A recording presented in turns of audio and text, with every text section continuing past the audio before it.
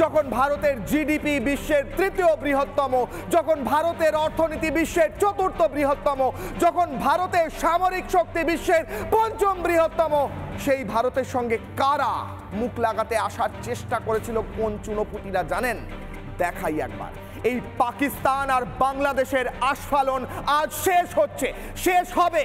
তার কারণ তাদের বর্তমান অর্থনৈতিক অবস্থা একবার দেখুন প্রিয় দর্শক। বর্তমানে পাকিস্তানের অর্থনৈতিক অবস্থা গ্রাফিক্স দেখাবো কিভাবে পাকিস্তান নামক দেশটি অর্থনীতি তলানিতে ঠেকছে।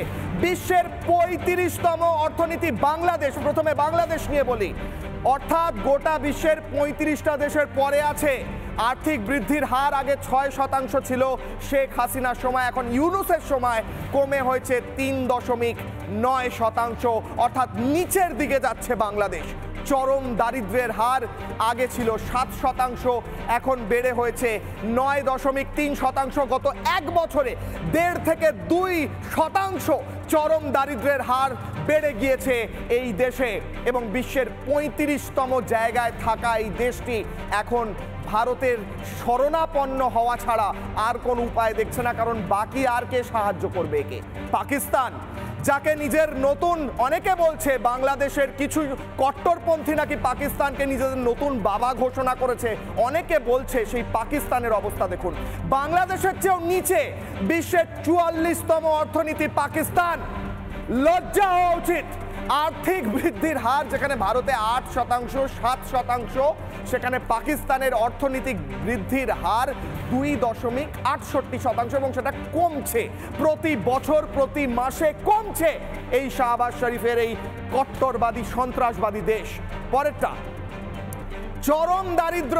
দেশের চরম দারিদ্রের সংখ্যা 16.5, এবং দারিদ্রের সংখ্যা যদি বলি, গোটা দেশে কত দরিদ্র মানুষ আছে পাকিস্তানে?